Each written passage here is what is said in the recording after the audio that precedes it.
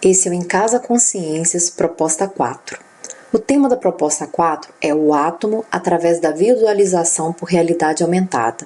A gente falou inicialmente sobre o átomo, sobre a evolução dos modelos atômicos e de como é abstrato esse tema e como é importante para o aluno visualizar o que seria o átomo para poder entender a estrutura da matéria.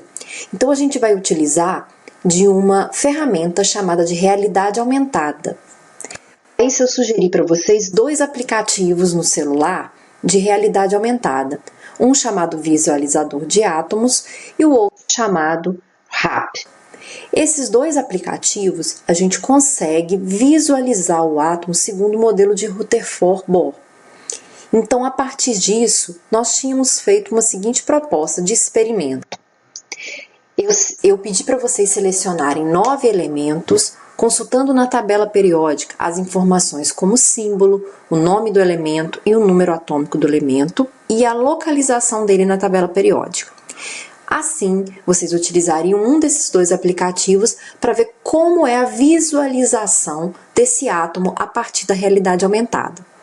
Com essa visualização, vocês precisariam identificar na eletrosfera, que é a região onde ficam os elétrons, quantas camadas aquele elemento que você escolheu tinha. E assim eu fiz. Escolhi 9 elementos aleatoriamente na tabela periódica e fiz a descrição junto aos dados da tabela periódica e colhi a informação também com o aplicativo. Esses são os dados que eu levantei. Eu lembro que depois, com essas informações, eu fiz 3 questões para a gente poder pensar em cima dessas informações.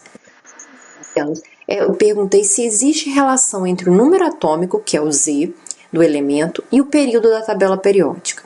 Primeiro, quando a gente olha a tabela periódica, não existe uma relação direta entre o número atômico e o período. Né? O período, lembrando, são as linhas da tabela periódica. Né? Aqui nós temos, então, 7 linhas na tabela periódica. Lembrando que essas 2 linhas aqui embaixo, né, elas estão, na verdade, dentro desse espaço aqui. É por causa do layout da tabela, mas é como se essas 2 estivessem aqui. Então, se a gente observar, do hidrogênio até o hélio, o número atômico variou de 1, 2. Depois a gente pega o lítio, o berílio, o boro, o carbono, o nitrogênio, o oxigênio, o flúor, o neônio. E o número atômico vai aumentando na sequência. E isso em todos os períodos. Então, por mais que não exista uma relação direta, a gente percebe que a tabela periódica está organizada em números crescentes de número atômico. Então, o Z ele vai aumentando à medida que a gente vai fluindo no período e também ao longo dos períodos. Então, quanto maior o número atômico, né, a gente percebe que há, né, um aumento do número de períodos, de linhas na tabela periódica. Então, apesar de não existir uma relação direta, a gente consegue verificar que, como a tabela é organizada assim, os elementos que estão mais abaixo na tabela, teoricamente, vão ter um número atômico maior. Outra questão levantada é se existe uma relação entre o número atômico e o número de camadas. Lembrando que número atômico é um número de prótons. O número de prótons, quando a gente está trabalhando num elemento estável, ele necessariamente tem que ser igual ao número de elétrons que estão na eletrosfera. Então, se o número atômico, igual nós vimos, aumenta à medida que você está aumentando o número de períodos na tabela periódica, e isso também faz com que aumente o número de elétrons e assim o número de camadas. Então, não existe uma relação direta, mas a gente também pode verificar que quanto maior é o número atômico, maior vai ser o número de camadas na eletrosfera. E por fim, eu perguntei, existe relação entre o número de camadas da eletrosfera e o período da tabela periódica?